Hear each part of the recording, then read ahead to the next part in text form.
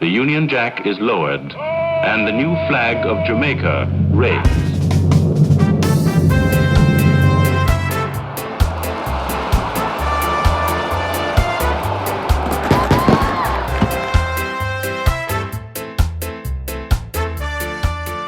Everybody is in fear, everybody is in a panic because we have been victimized. We have not known what is going to happen to us. We are suffering. Yeah, man, the wickedest fight Rasta get in Jamaica was through the Caribbean thing. What a war to bust a cabinet singing what a war. The water war to Boston cabinet singing what a war. Boston Manti come blind now. The second one come dead now. And Mr. Shearer can't shear out himself. Yes, we're calling up on the chanters, drummers. I have been the drummers. Step forward, please, make us start. The order, no. Drummers, chanters. We can start the meditation. I hear the power of His Majesty. We can hear and give reverence to Haile Selassie.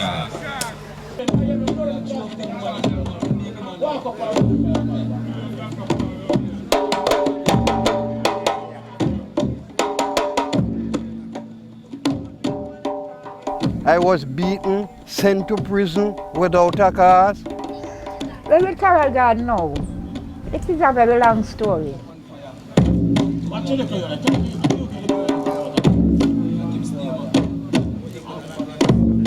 I confident the power of Haile Selassie Rastafari to deliver I out of the hand of this wicked system in Jamaica. You're apologizing for what did take place on Rasta 1963. But apology can be empty and just a word used. Where is the recompense? Yeah.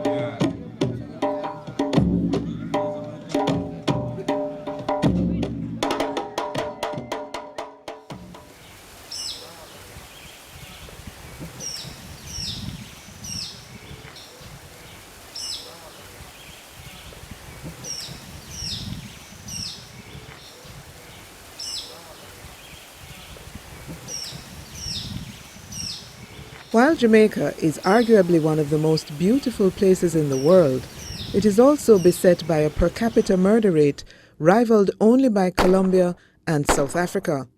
Most observers attribute the high rates of murder and violent crime to the various failures of the Jamaican economy and the development of political partisanship during the mid-20th century. As the People's National Party and the Jamaica Labour Party built their constituencies, political gangs developed to intimidate voters and cement political garrisons.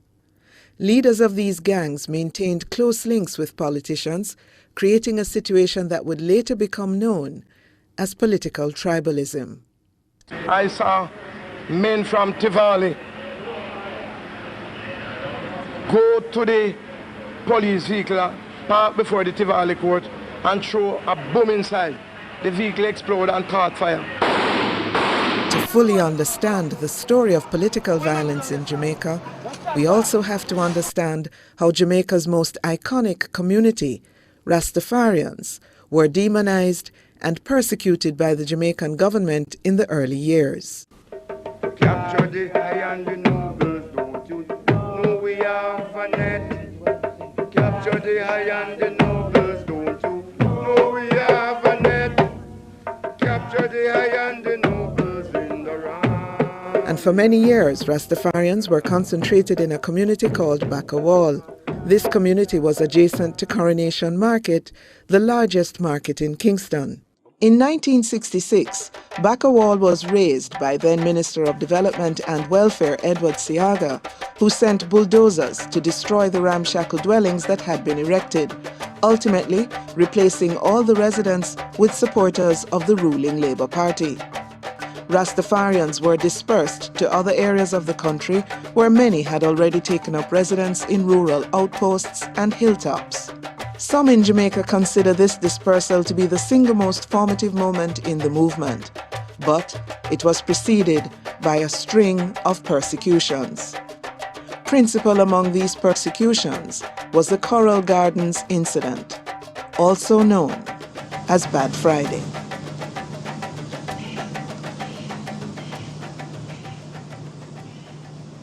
My birth full name is Isaac Wright, born 1935. Here come the Rastaman. My name Enid. Enid what? Empress Enid Steele. Yeah, you come out with it. You see what that are? Come over hills and valleys and plains. My birthplace is Sun Rivers. My post office is Cambridge. I went to Bickerset at school, which I get great knowledge. But you with loyalty, with loyalty, with loyalty to Jah. My name is Fillmore Albaranga. I come to the Rasta movement in 1936 when I saw a photograph with His Majesty Emperor Haile Selassie.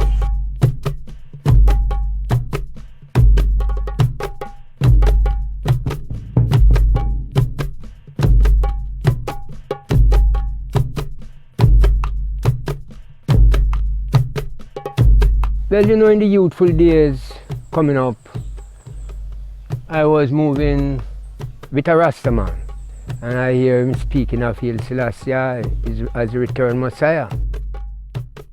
And it's by true Mililek then caused the Ark and the Covenant to trod from Jerusalem unto Ethiopia, guided by the Archangel Michael. So we acknowledge those divine consciousness of His Majesty, and we look upon the coronation of His Majesty, 1930, where He coronate as King of Kings and Lord of Lords, the conquering lion of the tribe of Judah. And we know that that is the title that the Christ must return according to Revelation 19. When the movement was founded in the 1930s, going back to Africa was one of the central tenets of the movement. And the reason why they didn't agitate on it at the time, in that first decade, was simply because they had a bigger task, namely to convince people that Haile Selassie was God. Because if you convinced people that Haile Selassie was in fact the Son of God or God Himself, then the whole question of repatriation, of returning to Zion, the seat of His Majesty's power, would follow, I think, logically.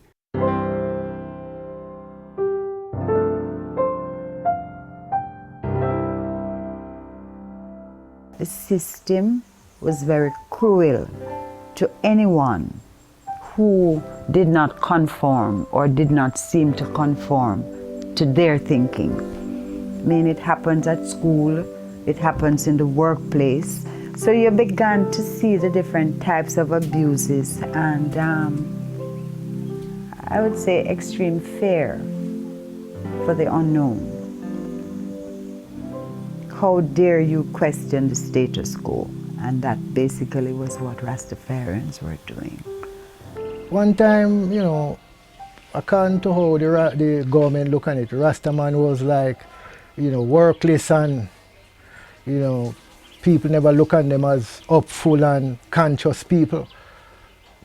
So, you know, police would have just harass you for nothing at all, you know. In truth and in fact, Rasta was like a species in Jamaica where we have to stay on the edge of society. Like you have to stay both in the hills.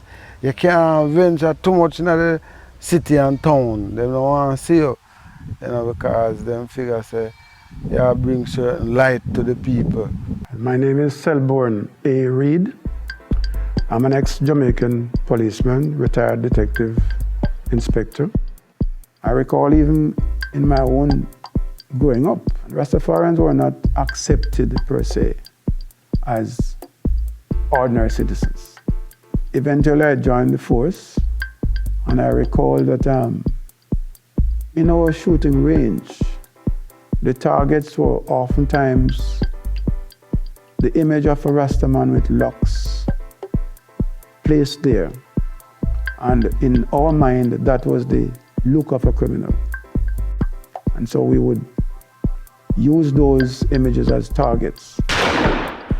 If for any reason, if they catch you with little weed and you go to jail and you're a Rasta, the first thing they do is trim you.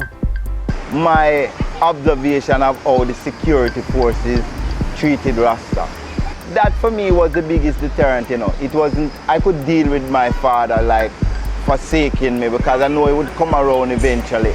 I could deal with people in the community who think that, well, all right, from you step up to the fate of Rasta, this is the end of you. But you see, the way how the security forces treated Rasta, it was like not a very attractive thing. The first tribulation on the Rastafari movement in Jamaica was 1950, when a man by the name of Wappy King go on the Palisades Road, which is the Norman Manley Airport Road. And there was a Chinese girl and a Chinese boy on the beach. And him kill the boy and rape off the girl. And throw the girl in the sea, thinking she go drown. And then him ride off and leave her. When she get rescued, she told the police that it's Rasta. Because the guy have on him beard. But him didn't have on no hair upon him head. He was a rascal. Under this guy of Rasta. So when him do him wickedness, him go shave off. So there was a man who saw him coming from that way on a bicycle and know that the guy is that kind of guy and see him trim off him beard. So he report to the police that guy. But the girl said, while him and her, he must be what him doing, raping, she crop up him face, which have a whole heap of mark in her fingernail, you know, mark up him face. So everywhere them see a Rasta, them take knife and cut off him head off him face. I search for them mark then now to find out. So every man who have a beard was being persecuted for that. And one morning, when I push a car, I have a little contract, go to Alpha. Come from Alpha, I see a crowd in Coronation Market.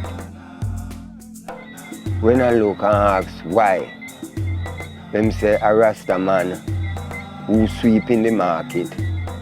Police beat him up and then carry him gone to hospital, public hospital. So when the policeman then come down there, then catch all the Rasta man then by their nuts, so you know, and hold them, you know, and put on something and bite the stick on them, you know, the baton, and catch them drum, and step in at the drum and throw all the drum them in a fire. And we start run, we have to run from them because they have tear gas. First, you had Prince Edward Emmanuel's convention.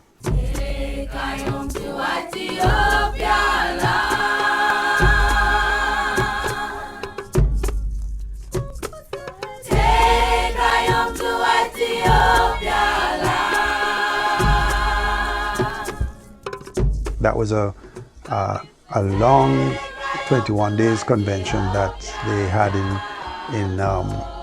over in Bakawal, and with the expectation, according to some people, that they were to return to Africa at the end of that.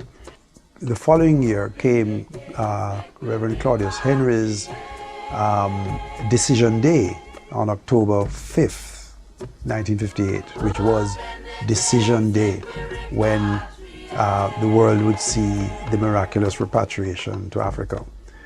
Well, that created a crisis only for Henry's group, though I'm told that from the reports I received when I was doing that research, that many other people not belonging to his organization, which was called the African Reformed Church, had attached themselves to his movement in the expectation that they would be repatriated. People come from all over the country, apparently. Then came 1960 events, Henry again, when he was found with arms and a letter to Fidel Castro inviting the Castro government to come to Jamaica to take over this country as they depart for Africa.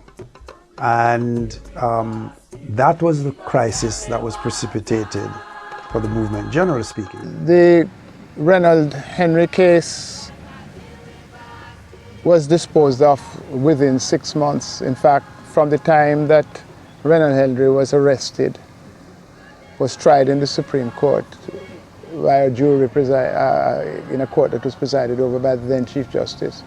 The case went to the Court of Appeal and to the Federal Court of Appeal that was part of the old federal structure. All of that took place within the space of 1 year, and the executions actually took place just a year after the event. So that is an indication of the speed and the anxiety that accompanied that case, and it is important to understand that because it is an index of the sense of fear and terror that persons who did not understand the Rastafarian movement, or persons who felt badly about it, felt adverse to the Rastafarian movement, how they reacted to the Coral Gardens trial. Now, today is the first day of independence for the latest new nation of the Commonwealth, Jamaica. Her new status, which was marked at midnight last night by the lowering of the Union Jack in Kingston, the capital, came soon after the dissolution of the West Indian Federation, from which, of course, Jamaica had already broken away. Now, Linston Market. 1, 2, 3, 4. Carry me up, go Linston Market, not a quarter what sell. Carry me up, go Linston Market, not a quarter what sell. Lord, what a night, not a bite. What a Saturday night. Lord, what a night, not a bite.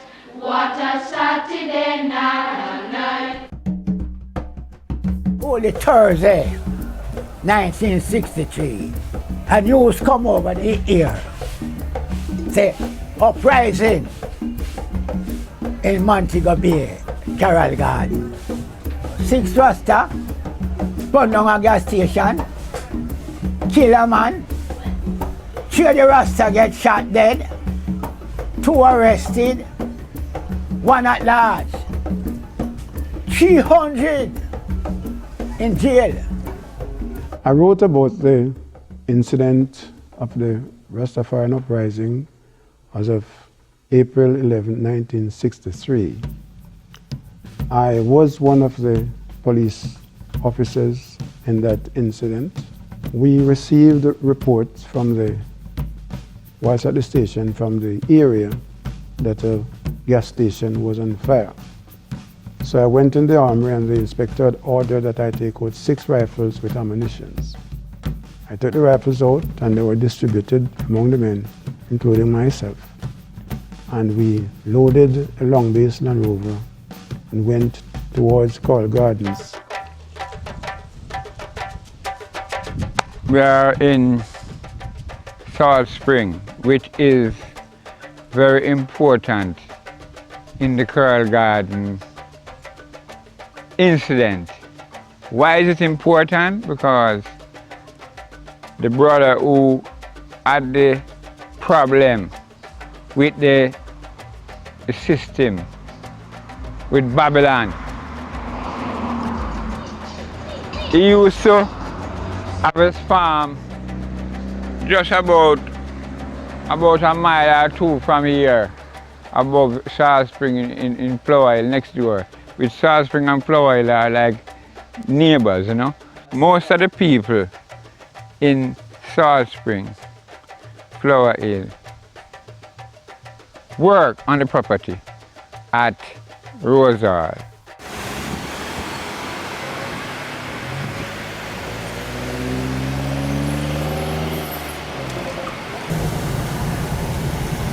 A man will never, no, never. No, Rudolph went up on the property.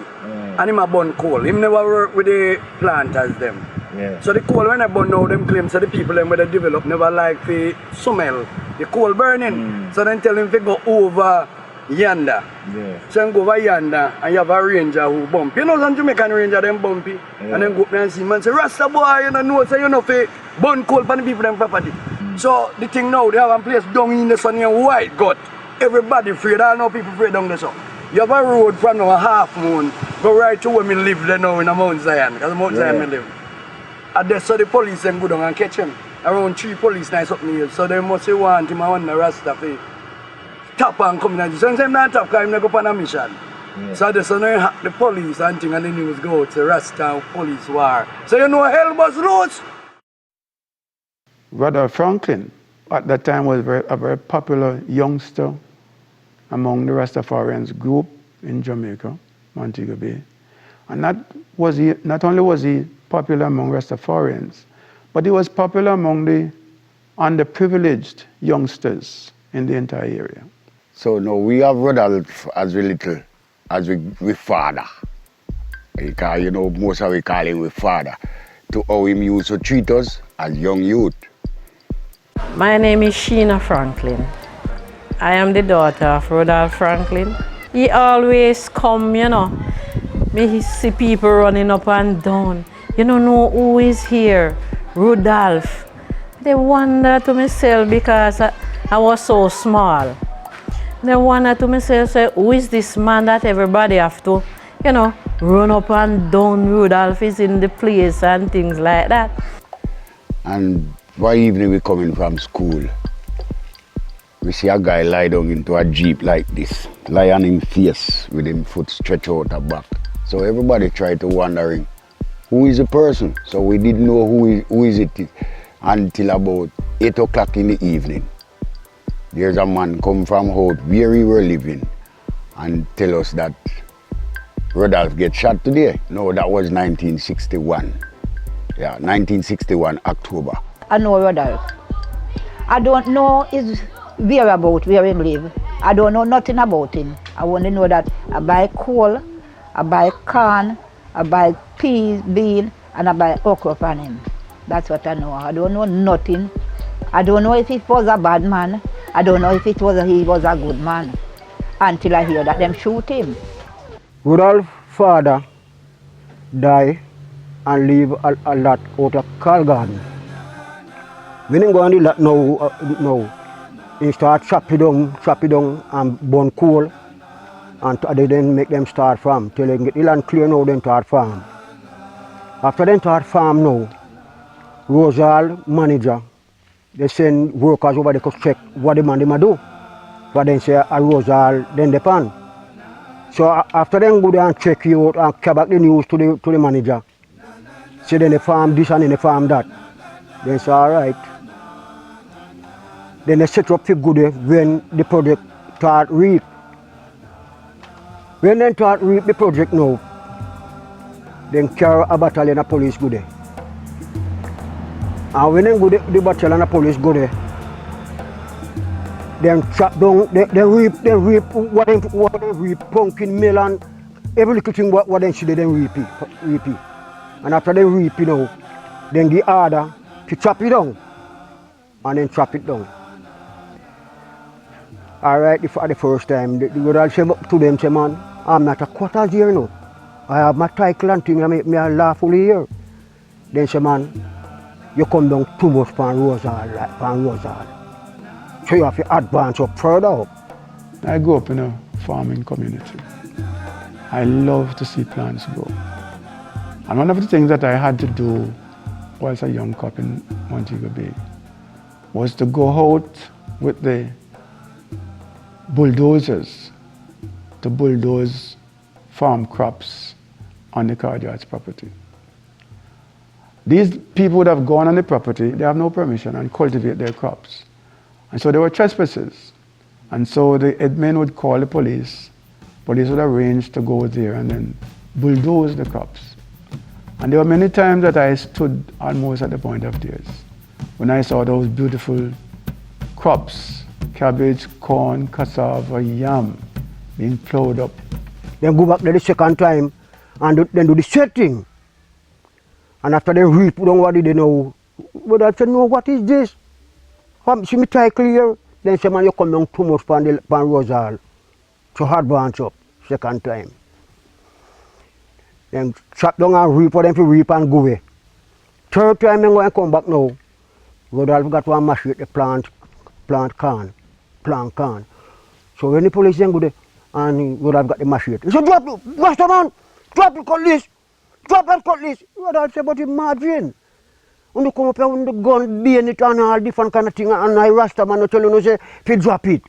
And I got I cut this the farm, my little perform. How you come tell me if you drop my cutlass? 3 bullets then give him. Then he told me. He was working in one of the Carjar's place, a part of the Carjar's property in Carl Gardens area. And of course, he was planting marijuana. Well, the police went there not to raid him for marijuana, but to execute a warrant for him to leave the Carjar's property. And it so happens that the day when the police went there to serve him this summon, seemed to be, he was uncooperative, and there seemed to be some altercation between himself and the policeman who had gone there to serve him the summon. And the police shot him. He was not dead, he was injured, and he was taken to the hospital and stayed maybe about 3 months in the hospital before he was released. After he was released, he was taken before the court, tried, convicted, and sentenced to time served and 3 months in prison. He was a very hurting man, and when he came out of prison, he vowed that he was going to take revenge on those who had caused him to go to prison. I see him in the hospital, and him get 9 months of prison. And after he come out back, he was with me a little time still, because him crumble for he come sell in little something, you know. So till me yes, they kill Rodolph. Rodolph kill man at Carroll Garden. Me don't know who want him. Me don't know which part name Carroll Garden. Right. Instead of make the man get his medication to keep him, they send him man to prison at 68. When he released from prison, check back his doctor because infection, him feel him belly start to swell.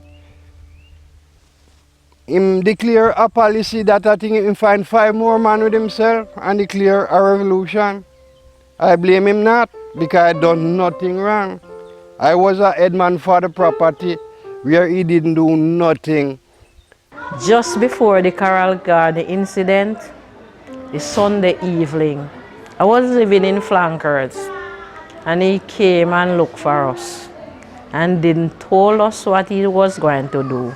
On the Thursday, I had a cousin live next door, but he wasn't living up here, he was living down the bottom there. And he run and come to me and say, "Gay, you know, say your father dead?" He say, "Oh, my father fi dead." He say, "Yeah, man. My father in the Carroll Garden incident. Your father in the Carroll Garden incident, and me understand, so then kill him." So we formed 2 parties of men, about 15 men each, in a Y formation, and we decided to go in search of these men.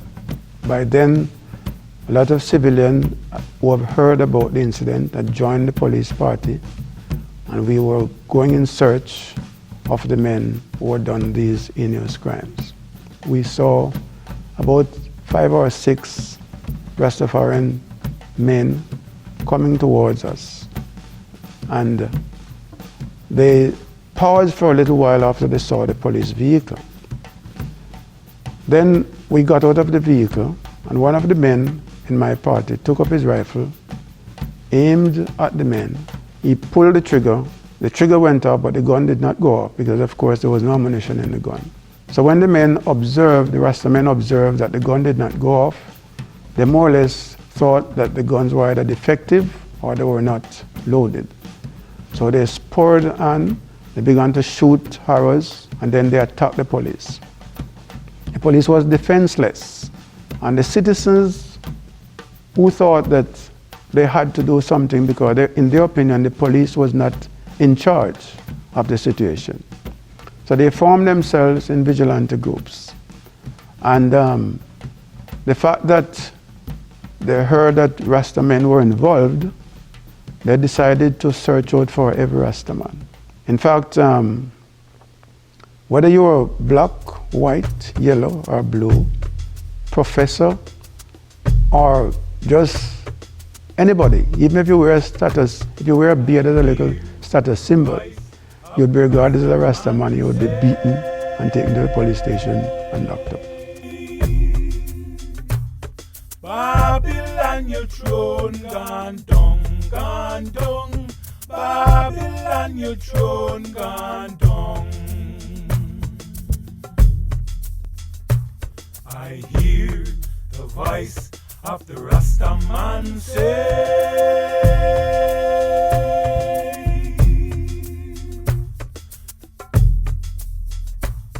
Babylon, your throne gone down, gone down.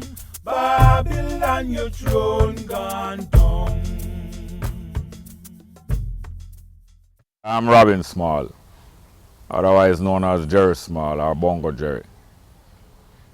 My old man, Ronald Small, he tried the murder case resulting from the Carl Gardens confrontation in 1963. The Bustamante administration in the earlier 50s, they had moved against Pinnacle and Leonard Hoyle. The PNP in their time moved against Henry and others. And now after independence, now the JLP again now move against the Rastafari community island-wide on the pretext of the Carl Gardens incident. Babylon then come out, but you see majority of the people and the people who are the one have enough of people in Babylon who really come.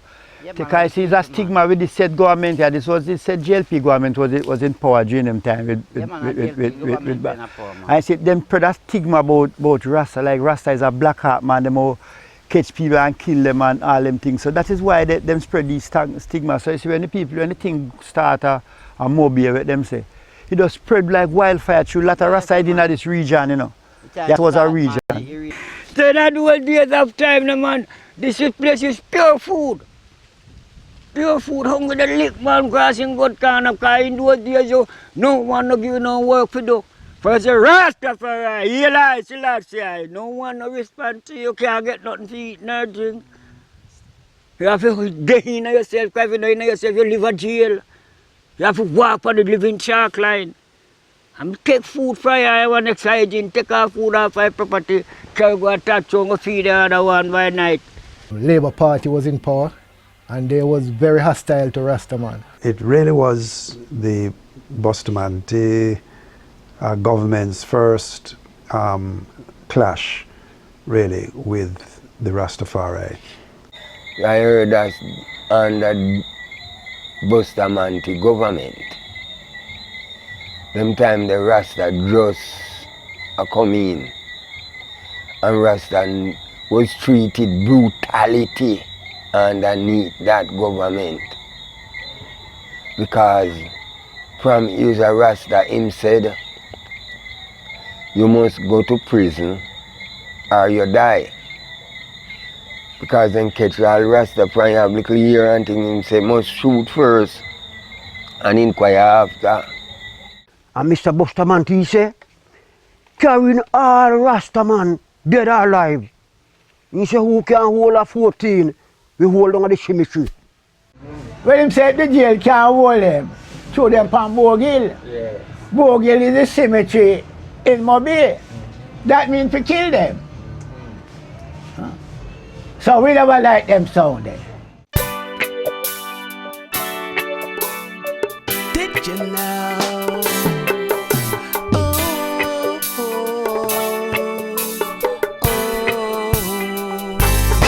So did you know how the elders suffered because they called on Rastafari? So did you know how the elders suffered to bring this liberty to I and I? So did you know how the elders suffered because they called on Rastafari? So did you know how the elders suffered to bring this liberty to I and I? Star newspaper came out and said, bringing all Rastas dead or alive.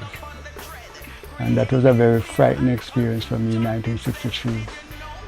And when I read the news article carefully, I realized that one of my school friends was the one that got shot.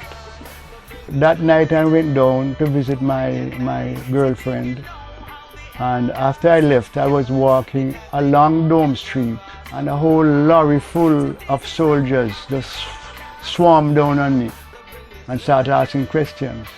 I got so frightened I said, please take me to the nearest police station. And it was at the police station now that the whole revelation of what the incident took place, because I met at the police station my schoolmate from primary school that used to live right here, and he was a policeman. And he's the one that began to tell me the whole incident. He said on the night of the incident, he was on patrol, and when he saw the young Rastas somewhere down in the bushes there, he got frightened, and he went against instructions and took out a cartridge and put it in the gun and into the gun against the instructions of the inspector, and fired and shot my schoolmate. I am a brethren, so we're gonna have a little smoke. We go for that, we go catch a fresh now, we go collect with little money. All we hear, police, come down. Rasta, uno kill good police. And from that, they take us, beat us up, put us into a jeep. We are in there for 31 days before I was sent to General Penitentiary, which was even a wrong prisoner sent me. Because for first offender, you should go to the farm instead of the general. I was tried half naked because they beat my shirt off.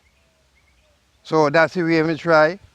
Mr. Pilot say unto me, Mr. Brissett, I can do better. I have to send to prison. I say, Mr. Pilot, you say, I see you. Did you say I do something? So you see, when my day come, I'm gonna dribble your cup. And I mean it even now and forever. What is your name? Oh, Noel Bennett. And you're born? Born in Jamaica, in Cardwell, April 43. My name is Winston Ferguson. I was born in Barnet Lane, in a 10 Barnet Lane, in 1942, 5th of October. My name is Alan Bennett. And when were you born? 1935. My name, as called none to the flesh, Frank Garden. My name is Justin Reed. I was born in Salt Spring in 1923. My name is Enos Aldine. I born 1934. I was born in Westmoreland, 1920. My name, Ivan Sama. My name is Caswell Shakespeare. I was born January 20, 1937. Prince Albert Williams. And when were you born? 1946, 47. Thomas Lyon, my name was. Thomas Lyon. Yes. All right. And you, what, you don't know which year you're born? No, man. They are like it. I was born 1932, the 15th day of March, at Montego Bay, Strand Street, 10 Strand Street.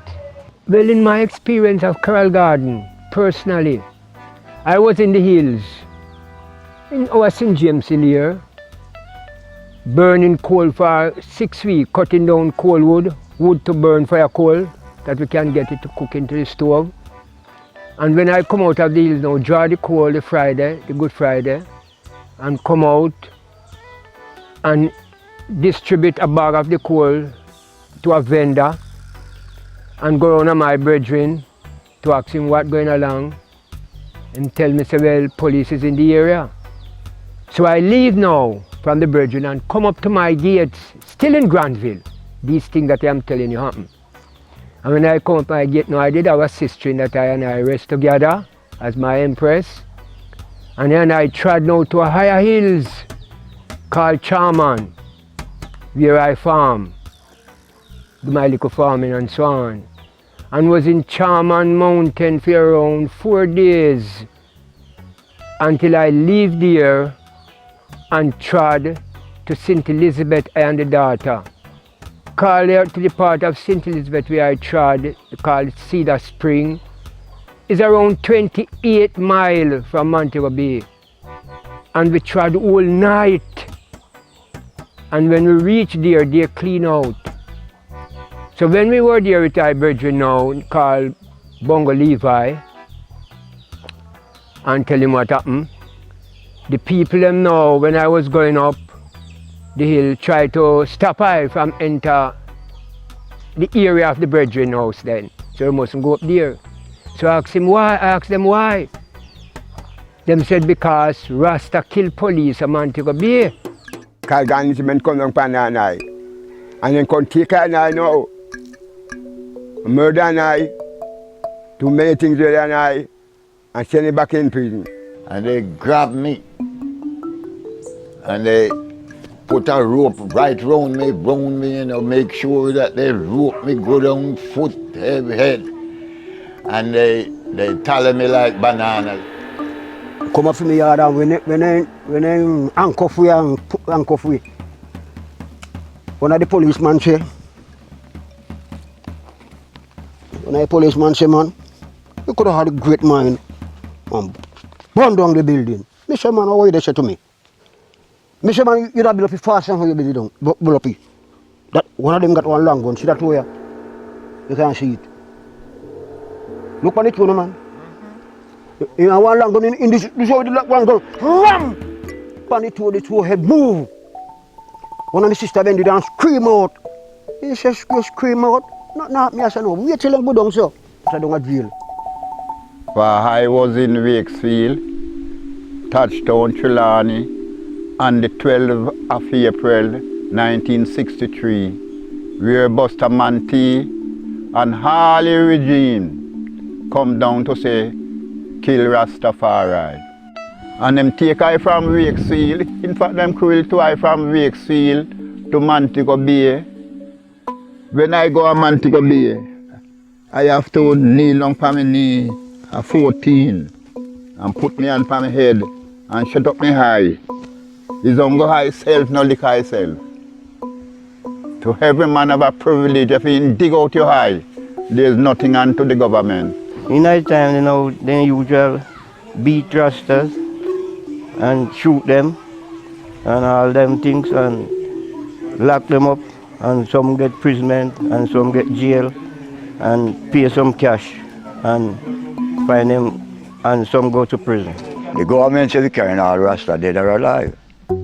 Either their head, cut out their head or carry them in, or kill them and carry them in, no charge. Let them take we in. 3 year imprisonment. They carried me to the Montego Bay jail right in the center of the town. They beat us, then do everything to us. When we ask for water, they push us out in the broiling sun. And they wait until when the sun hot. When you look at the concrete, man, you see the heat coming out of it. And they take up the hose, they have the water hose personal. And they touch it on the hydrant. And they spray us in the middle of the sun. The night I was coming along and them trying to them search me. because they want me. Then I call out, and the bad dog them, all kind of dog them come up and ready to heat up my structure. But seeing as I was a humble youth at them time, they couldn't heat I up, because I don't war them. They just stand up and hear what them have to say. Then carry me to jail. Beat me very properly, beaten from the generation.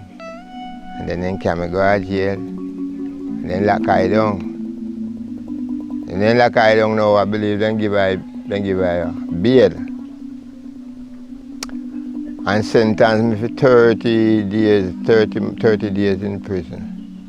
The first sentence that. I don't see the half of Carol Garden incident because I was at North Gully and I couldn't go round and round to see the half. I couldn't walk out because it was danger. Which I tell you from the beginning that I was pregnant, okay? Well, the Wednesday when I got up, I hear some people like over the other yard, they talk, Rasta kill man, Rasta kill man, Rasta kill man. Them start to fling buckle, fling stone at our head, and I slip them then. And some they jam I with stick. But the one that I was watching keenly is the big, strong black guy that have a big rope. Call it around a 3 inches rope. Feel like you know cast a cow. So every time in the really rope now for cast I know. I burn lightning and thunder and earthquake and I seem fear. So I start burn the said words them, lightning and thunder, and struck him out and go up on the hill quicker than him. That stone we feel me there. Yeah, and they kick off my door. Yeah. And they turn up my face, turn down my face and turn me back. And they got me back a beat with the riot button and gun butt. So all my ribs them broke. 2 of them broke. They give me some lick, all in my head. Man, me some fool man, piss up myself. But me I tell you bingy. And when I look, I see man no farm leaf with stick, stone, machete to heavy weapon them have. The arm and barrack broke up boy them that the soldier them. A blue suit them have on with helmet. Gun, one of them take the gun and lick I right as they said. Right here so I lick I drop clear like down there. And the time I drop about 7 of them at pure kick. Raise I up back. I bleed from this side right onto the hurt. You see the second morning, then take you out one by one. And button the back up and button the back up and button. When they done with, when they done 3 morning straight, then give you that they feeding there, beating. And every one of them what beat you, have to chop up hand. For hours when they lick and piece of flesh, but 2 hours for them they lick and lick, button and button back up on one another, and flick back to them pull muscle and all that. Them. You have to chop up their hand. But while we was there now in the night, police come in the morning, early in the before day around 2 o'clock. They charge the brethren for common assault. And they charge I know for the brethren gas lamp that they took away from the brethren. And the brethren have a big cook fork that him for always frying dumpling with and sell it when he was in Kingston. And them take a big tape from him and charge me for those things. Unlawful position. Well, we spent 7 days in Black River Police Station, and on the 8th day now, them transfer us to Balaclava Police Station and carry us to Balaclava Courthouse. I was working at Ayashore, and I hear that they're coming on with Rasta, and I sit down there, and after what I see, some police and soldier and pavilion, they come through the cane piece was right there. And the whole of them come through and then take me first After you take the other brethren and go to our next spot over that side and take our next one. You go Falmouth, for that jail couldn't hold me. And then carry go to Falmouth. And I stay at Falmouth Sunday, Monday, Tuesday, Wednesday, court. You got a court. What did they charge you with? Breach of the public law. The Thursday morning, around 4 o'clock, I hear a rolling, coming very fast. And when it come up, I hear it stop, how it gate like here, so. And hear boop, boop, boop, boop. And I board house. I mean, like, we have a little keyhole, and when I prep out, so, I see soldiers like sand grain. I go back and say, Marcin, police and soldiers out there, you know. When we have a little brother live before me. I realize, then lick down the door, and then go in and then start murder him and then drag him out. Murder, Mr. Murder. The guy that murder me, man. All the woman with piece of chicken and all them kind of way that. And then they show down for me, I said, them beat me to kill me. Stone, iron, everything they find. Yes. What I do now is save Marcin now. I take off the mattress off of the bed, and I put it in the corner, and then go in the mattress, and I tie the mattress down here so, and I tie it up here so. And I hold the head, the breeze can go in now. And so I get to save him from brutality with the big belly. Taking the Friday night, have the baby the Saturday night. Death road.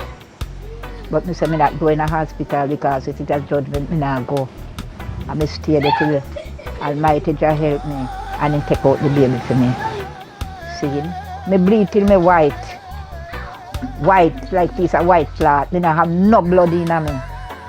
And at 7 days the baby live. 3 spoonfuls of tea, no breast until him die. The Friday, it was more wickedly. The hard man, the hard Rasta man through that gully. And so then they hard them, they kick them, they turn up them jump and Rasta man. The memory of the struggle that Rastafari have gone through, supposed to stick with I and I. In the 60s, we never have so much car, we never have so much money amongst Rasta. But guess what? There was a love and there was a unity. We need to cooperate our divine energy together and to unite round the divine consciousness of Haile Selassie and to love one another supremely. We have a responsibility, and we have to make sure that this government is answerable to what happened to Rasta in 1963. And we say this without any apology.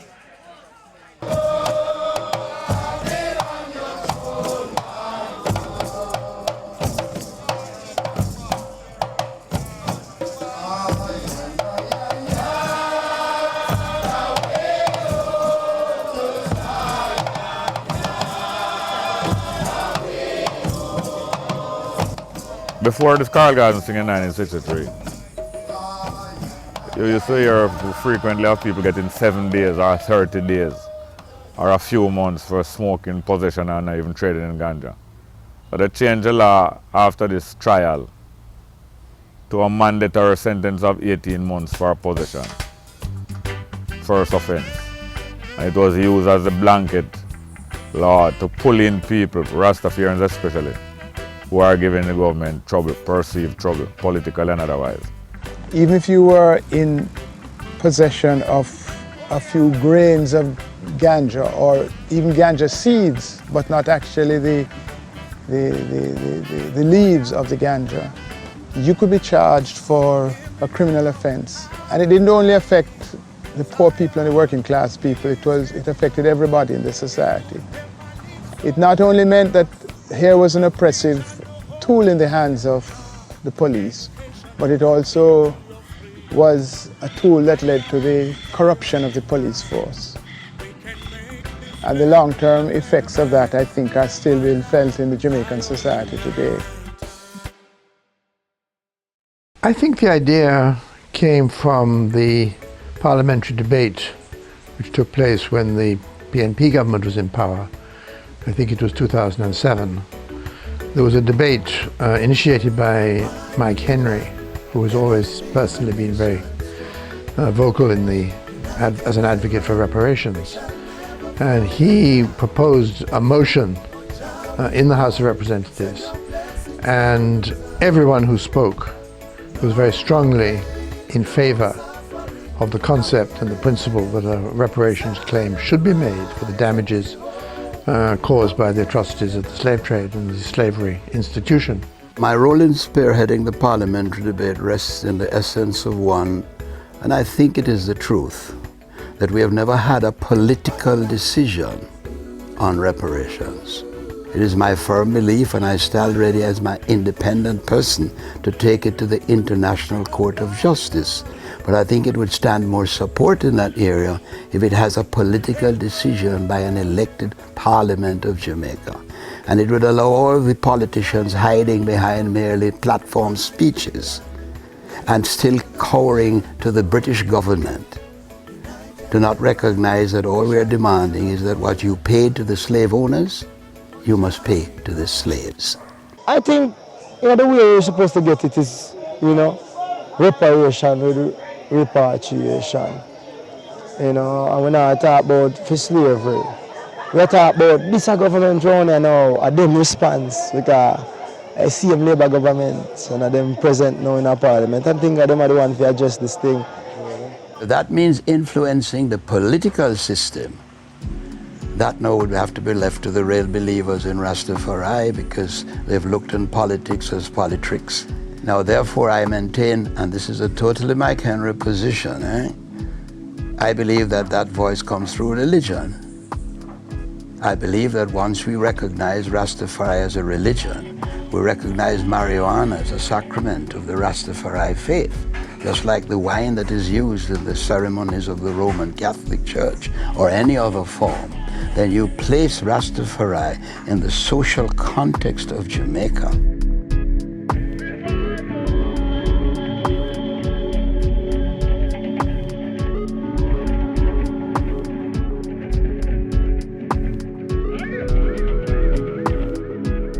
One of the greatest injustices that has been with us since slavery was abolished is lack of land.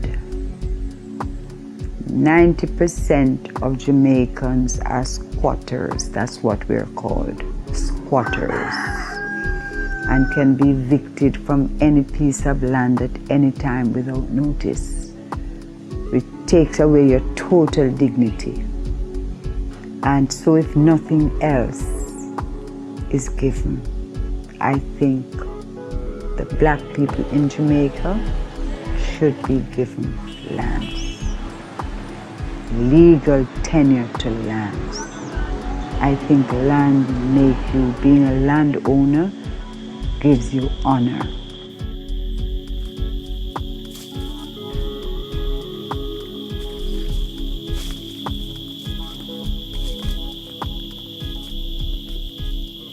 Testimonies we heard tonight were specific to the Coral Gardens incident.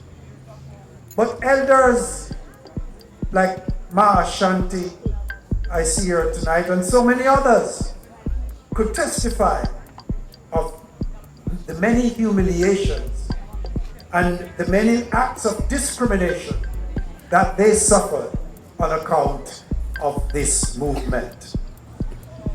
But yet, by holding fast to their faith, by holding fast to their principles, they were able to prove that they are neither mad nor bad. Then if you're not mad and you're not bad, you must be good. You must be holy. you must be sacred. And that is what the Rastafari movement has come through and survived in order to reach where it is now, where you can find yourself an international movement, a movement embraced by all races and classes of people.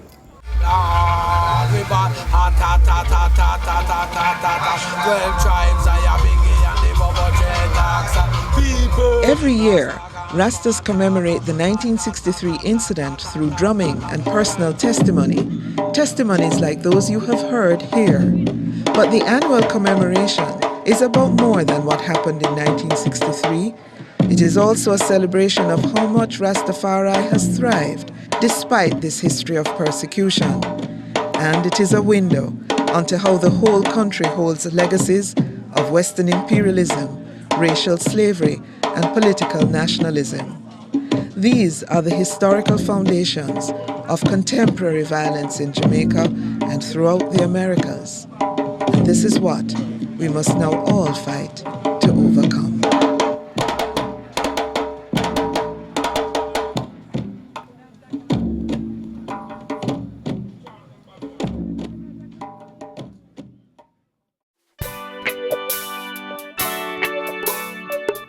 Did you know?